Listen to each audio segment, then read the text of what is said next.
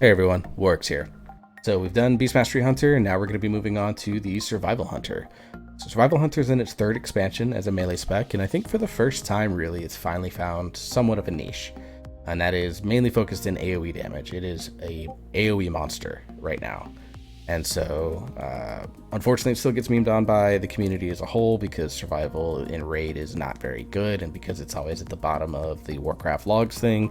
People think it's an absolutely garbage spec, but in reality, it's a very fun spec to play. It has a pretty good AoE output to where it's potentially the best pure damage spec in AoE situations across any and all melee, except maybe Windwalker Monk. So today we're going to talk about everything you need to know to help play a Survival Hunter in patch 9.1.5, and we'll preview a little bit of the patch 9.2 stuff as well. So let's start off with the talent builds. So in talent builds on the 15 row, you can pick any one of these talents, but they all have different situations, that they are good in. So Viper's Venom is really good for pure single target, giving you a free Serpent Sting that does extra damage. Never a bad thing. Saves focus when you get that free Serpent Sting. In terms of engagement, is very good in the open world and while leveling. If you're leveling up your Hunter's survival, I'd recommend switching to this because it gives you harpoon resets, which allows you to close the gap to mobs much faster. In group content, this isn't very good, so you'd want to switch off of this if you get into dungeons, but for outdoor content, potentially battleground content, this talent's going to be pretty good. Alpha Predator is probably the best in AoE situations where you have 2 charges of kill command and get extra damage on kill command. Remember, kill command is your focus generator for this spec. So you want to make sure that you always have kill commands available. This just gives you more flexibility with your resource generation and doesn't punish you as much if you kind of screw up your kill command usage in your focus regen. So Alpha Predator, Viper's Venom are best for group content. They're both pretty close to each other. You can pick whichever one you feel more comfortable with. For me, that's Alpha Predator. On the 25 row, Guerrilla Tactics is the only talent that is worth anything on this row. Wildfire Bomb is just a huge part of the Survival Hunter kit. And with the tier sets in 9.2 focusing even more on Wildfire Bomb empowerment, this talent is going to become even more mandatory than it already is right now. Getting that second charge of bomb and having more damage on the initial explosion is just too valuable to give up. Hydra's Bite does have synergy with Viper's Venom because the free one, if you have Hydra's Bite talented and you get the free Serpent Sting, it does do the spread to 2 other targets, and the dot aspect is increased, but this talent would be very good if Guerrilla Tactics didn't exist. Guerrilla Tactics just outstrips everything that Hydra's Bite offers, even though there's some really good AoE potential inside Hydra's Bite. Butchery is bad, it just hasn't been very good. Really, ever since I've come back to the game in BFA, it's never been a talent that you want to be looking at. On the 30 row, you can pick any of these talents. Natural Mending is probably a good default one, just to give you reduced cooldown on Exhilaration, which is going to be good for your self-healing. Trailblazer may be decent in outdoor world, but I don't find a ton of uses for it. Camouflage gives you a stealth, allows you to enable certain skips. So you'll probably find it most useful in PvE, in Mythic Plus, but also could be good in Battleground PvP, allowing you to try and set up ambushes on folks. If you're approaching an objective or a flag carrier, whatever the case may be, it allows you to kind of potentially sneak in, and you get a free heal off of it, so it can help your healer in Mythic Plus as well. On the 35 row, Bloodseekers, most likely going to be your most picked talent. Gives you a bleed on your kill command, do a little bit of damage over 6 seconds, and then for every bleed that you get, you gain 10% attack speed. Interestingly enough, this is not only works on kill command bleeds, but it also works on other specs bleeds, as far as I last checked. So if you have a Feral Druid or an Arms Warrior, Guardian Druid, anything that puts a bleed on your target, then you're going to get this extra attack speed from them as well. I think it does cap at 30%, so it's only good on 3 bleeds. But I mean, 30% attack speed is no joke when you're wielding a 2.6. When you're wielding a 2-handed weapon, which obviously the slow attack speed. Steel Trap does have some play in current content because of the Nesingwary Trapping Apparatus build, which is based around a specific legendary. We'll kind of go into it a little bit, but with 9.2 and the tier set focus, Steel Trap is going to fall out of favor. And I think even in single target situations, which is where it mostly excels, Murder of Crows sucks. It just isn't good. Don't use it. The 40 row, you can take any of these. Born to be Wild, if you find that the cooldown reduction on Cheetah, Eagle, and Turtle is very, very useful for you, then this talent's by far going to be your best option. Post Haste gives you a chance to remove movement and pairing effects from yourself and gives you a little bit of speed so you can cover ground a little bit better. And if you get caught up, like in, for example, when Sagadon pulls you in and chains you all, you can just disengage out of it and break your own chain. So that way you're guaranteed to be out of trouble if your group is really, really slow in killing the chains for whatever weird reason. Binding Shot allows you to group up mobs, can help your tank kite away from things like raging, bolstering, or necrotic.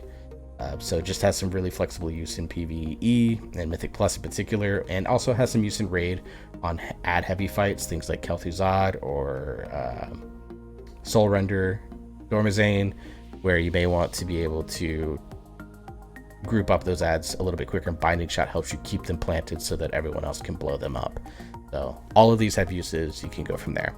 Same goes for the 45 row. All of these have uses. Tip of the Spear is probably going to be your best generic pick, giving you kill command, giving you a 25% bonus damage on your next Raptor Strike that can stack up to 3 times, so 75% bonus Raptor Strike damage. This has good potential synergies with things like Wildfire Infusion and the Pheromone Bomb.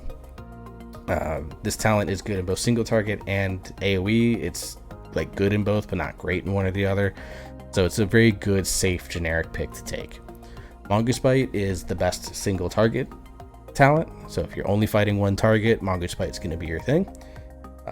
Unlike a BFA where this talent kind of dominated this row throughout the expansion, with the way that the Shadowlands setups have been, this talent has fallen out of favor in all situations.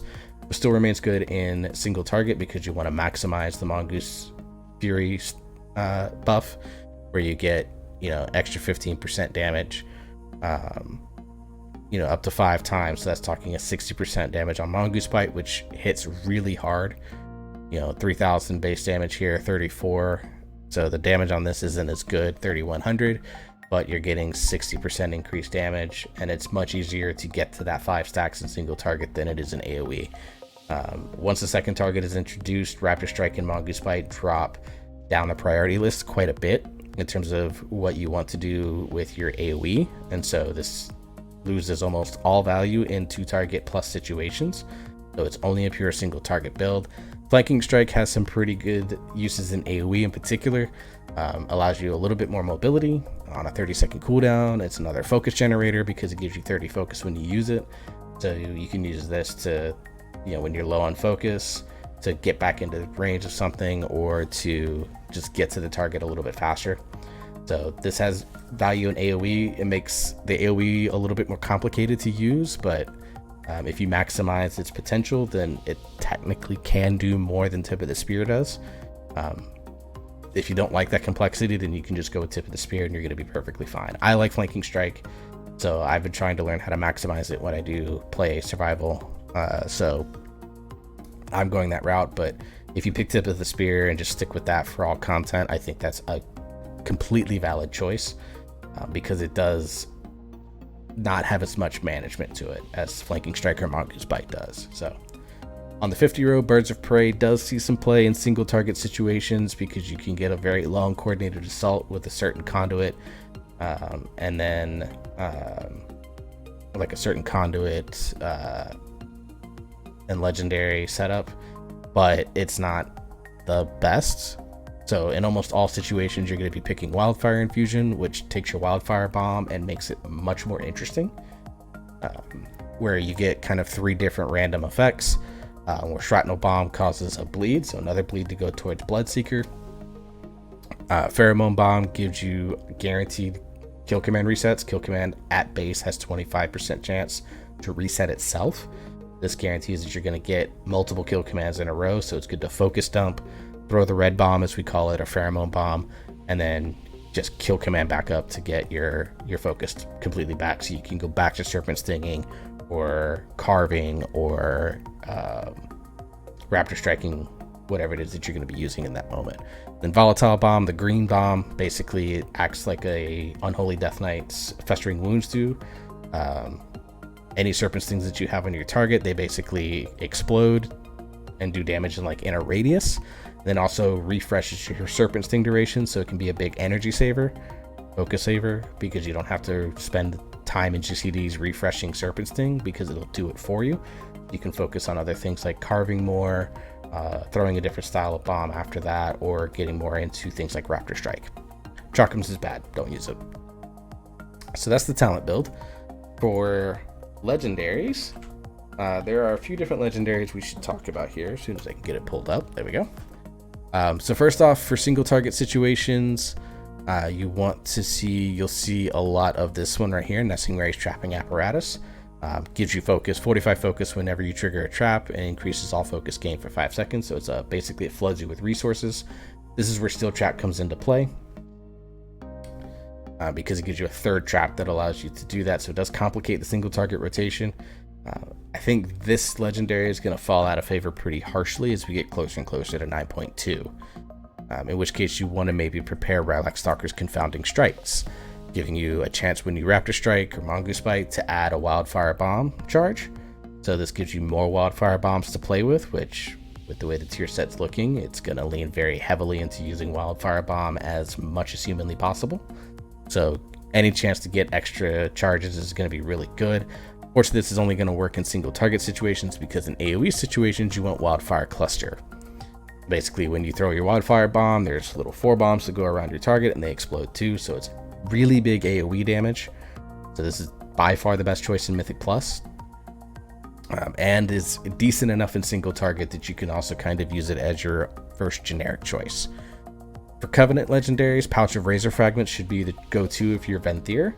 It's not super strong for survival because it is so far behind in damage compared to Wildfire Cluster, but it gives you the best damage potential right now as Venthyr. Now in 9.2, when double legendaries become a thing, Venthyr plus Wildfire Cluster is looking like a potentially very strong combination. We haven't gotten a chance to test double legendaries as of recording, so I'm hoping that we get an opportunity to do that so we can see what Pouch of Razor Fragments into Wildfire Cluster will look like for Mythic Plus situations. Fragments of the Elder Antlers can work for single target if you're a Night Elf, but again, Trapping Apparatus, Confounding Strikes next patch, or Wildfire Cluster are just better. For Kyrians, the Pact of the Soul Stalkers is not very good on its own. Has some potential use in 9.2 when double legendaries come into play, so you don't lose Confounding Strikes or Wildfire Cluster, but you can also then supply yourself and your party with 10% increased critical strikes. You get 40% for yourself and an extra 10% for everyone else, which if you have crit based specs, so specs that really love their crit, they'll really like this. It's a more supporty thing. You're sacrificing personal DPS to potentially increase the DPS of your party, so you have to see if that's even going to be worth it. Bag of Munitions for Necrolords, you're going to want to use that by default, but again, it's so far behind Wildfire Cluster that for AOE situations, it's just not very good. But if you're Necrolord, you're going to use this because it makes Death Chalkums worth using in AOE situations. So, long story short, Wildfire Cluster is going to be really good. Come next patch, when we get double legendaries, Kyrian, Night Fae, and Venthyr are all looking really, really good for double legendary setups.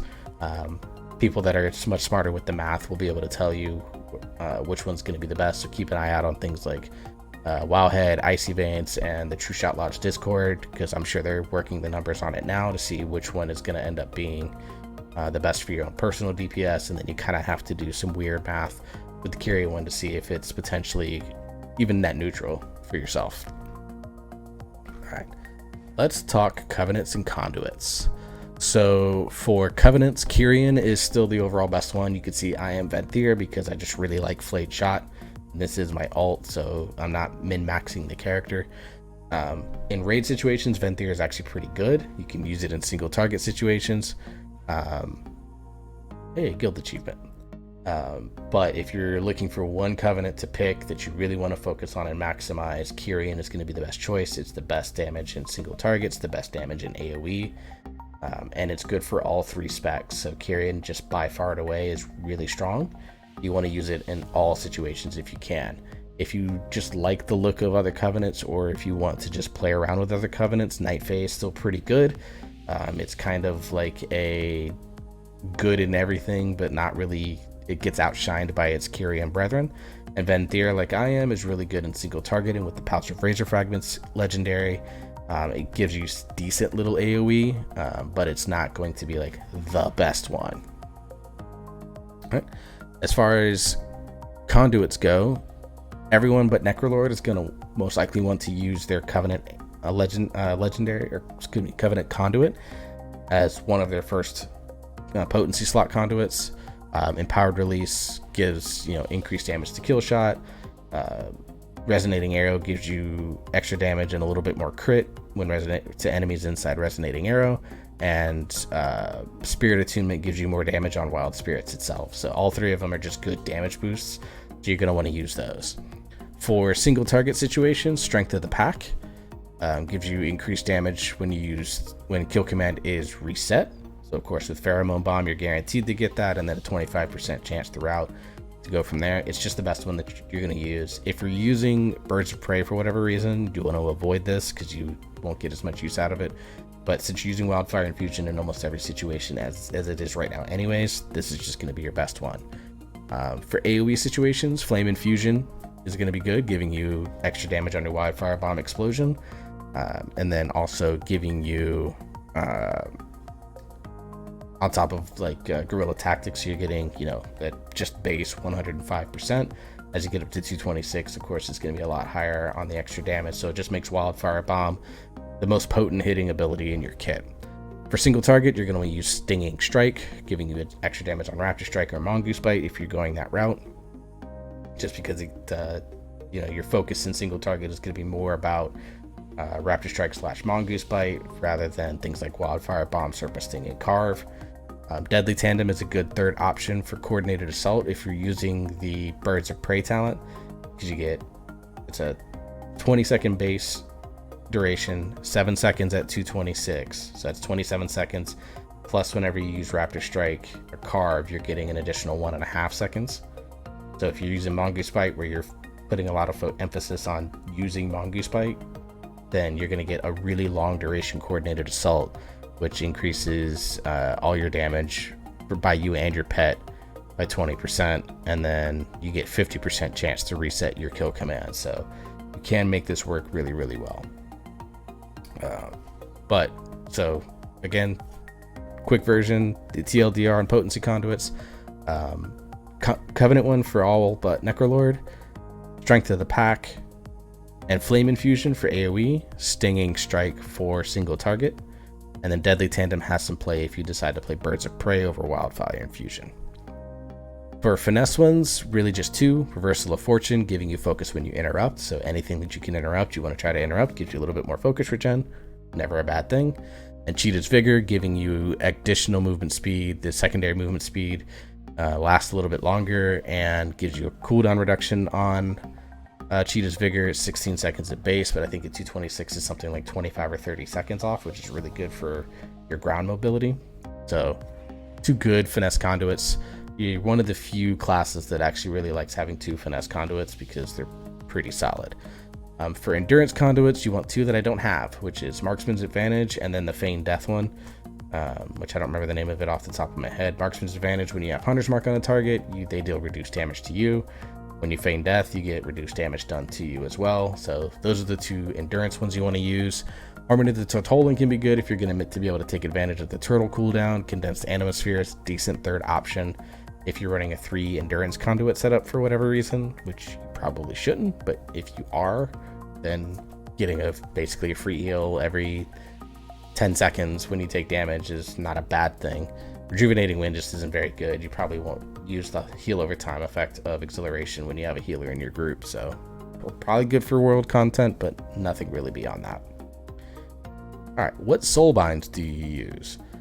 So for Kyrian, Mechanicos in all situations, the final talent rows in particular, these assuming you're at 80 renown, the final talent row with Soglo Spectrometer and the infused anima reactor, reducing the cooldown on resonating arrows, just really, really powerful.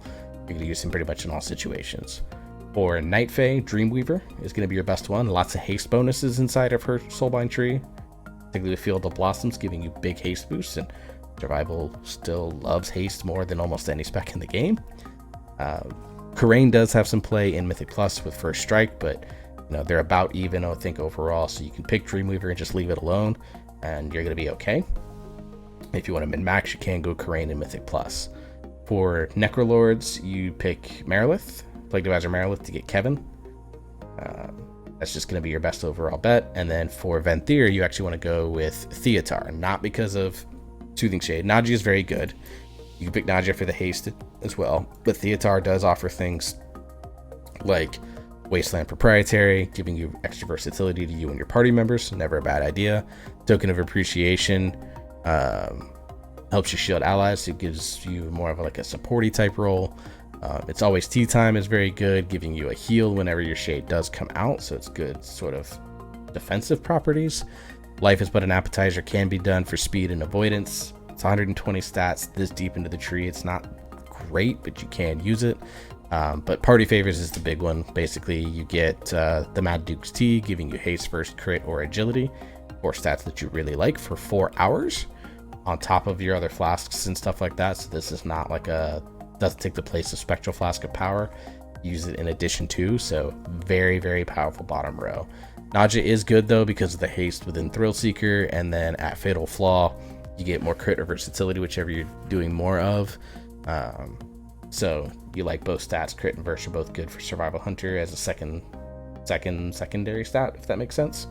So both of these soulbinds are good. Theotar does pull slightly ahead from like a defensive bonus and giving you the Mad Duke's Tea, but Naja is also perfectly acceptable if you're using Theotar as like a Beastmaster or MM one for any reason. You can just slot Naja in as well, and it's good. It's still pretty good. All right, let's talk rotation. So rotation, I'm going to try to do this better than I did in the Beastmaster video. Apologies to all the Beastmaster hunters out there that watched that and saw me just foobar that. So I'm not going to go in and do like everything all the time, but I am going to take this slow. So I'm going to overcap resources. I'm not going to maximize windows, but I want to make sure that I explain this. So in single target, your basic goal, and I'm just going to keep the build that I have. Actually, I'll switch to Tip of the Spear. So your basic goal here is going to be to maintain Serpent Sting, keep a bomb on cooldown, and then you just want to Raptor Strike until you can go down low. And then you use Kill Command to go. Serpent Sting went into the Pandemic window. So you can see I have the red bomb. So I'm going to throw the red bomb. And then guaranteed, you can see I'm getting guaranteed resets. Get the 3, dump it. See, I have Serpent Sting refusing, so I use the green bomb. Refreshes that duration. So you go from there. So that's the basics of the rotation and single target. You just kind of keep a bomb on cooldown, respond to whatever Wildfire Infusion proc you're getting, Serpent Sting maintained, and then you just Raptor Strike down. That's the very core rotation. Coordinated Assault doesn't change your rotation, you're just getting more damage. Your Covenant abilities, for no matter what Covenant you use, you're always on cooldown. So for Venthyr, for example, with Flayed Shot, I would want to respond to the Kill Shot procs almost immediately. So that becomes #1 priority. Anytime Kill Shot is up, use it as soon as you can. And that's kind of the basics there. So again, a TLDR, maintain Serpent Sting, keep a bomb on cooldown, respond to the Wildfire Infusion talent accordingly, Raptor Strike or Mongoose Bite as much as humanly possible, and use Kill Command to regen your focus. Coordinated Assault, Covenant abilities on cooldown, and then if you're running a Ferocity pet like I am here, and you're the responsible for Bloodlust, use Bloodlust in accordance with the proper timings. When do you use Aspect of the Eagle? So Aspect of the Eagle is used when you know you're going to be away from your target, out of melee range, for I'd say at least 7 to 8 seconds, so you can maximize some time. Use roughly half the duration of Aspect of the Eagle. If you have a situation like that where you have to be away from the boss and you want to Raptor Strike, then you're going to be able to use Aspect of the Eagle at that time. Other than that, it's a good ability, but if you're going to be able to maintain melee uptime, you might as well just use it. What are some times you could think of to use it? And I'm just going to use Mythic Plus because that's the content I focus on. Sagadon when he does a slam. Varuth, if you only have one ranged and they don't come join the melee group, you can use Aspect of the Eagle for one of the fear casts to go out and save that ranged person from getting feared out. But ideally they come into melee and you're fine from there. But those are kind of the two situations I think of that immediately. Now in AOE situations, it's a little bit different. So in AOE situations, Raptor Strike is going to fall down the priority list. So what you're going to want to do is, let me get out of the way of these guys. I'll just go to the cleave bots. So you're going to want to maintain Serpent Sting on all 3 of these targets. And then you're going to throw a Wildfire Bomb. And then you're going to want to use Carve, because Carve will reduce the cooldown of your bomb. So you can see he's getting low there, getting low there, getting low there. Kill command, throw the bomb, Carve to get it down. You can see I go there, Raptor Strike to use the buff, tab target Serpent Stings, kill command to get some energy, bombs going.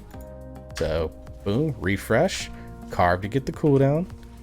You can see that there. Now, when I use things like Flayed Shot, see I want to be able to respond to that because it does a dot. And then you're going to use this, and then you, of course, maintain Serpent Stings. Still kind of going slow with this. See, I've got a bomb cooldown, switches there, generate that, respond to that, and then you throw the Shrapnel Bomb. Where when you kill command, you want to do it on different targets, so you can see this little bleed is going. I'm getting more attack speed. So that's kind of the main thing in AoE, is your Raptor Strike you're basically only going to use when you get 3 stacks of Tip of the Spear.